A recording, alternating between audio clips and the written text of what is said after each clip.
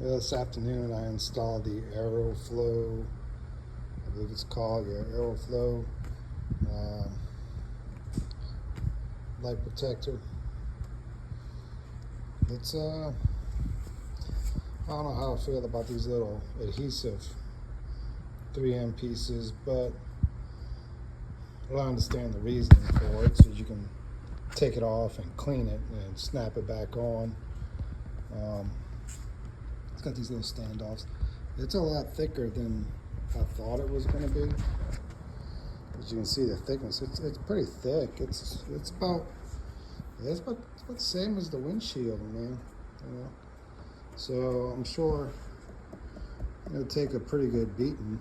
The reason I got this, I know the odds, man, but I don't know if you can see. Can't really. Man, see if I can get an angle. See that? I do a lot of highway riding, and a rock hit right here on the headlight. I mean, it just barely scuffed the surface.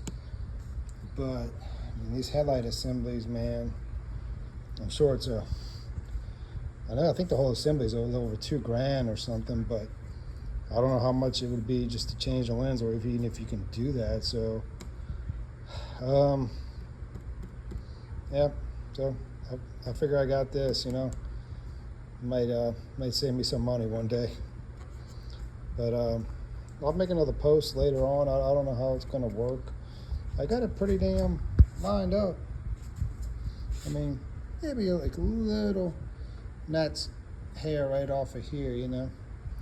But as you can see on this side, yeah, it could have probably went, but I mean, it's sturdy. It's not gonna touch it. I mean, it looks closer than what it is, but if you look at the side, man, you can see. I mean, when you're pushing down on it, my finger pretty good.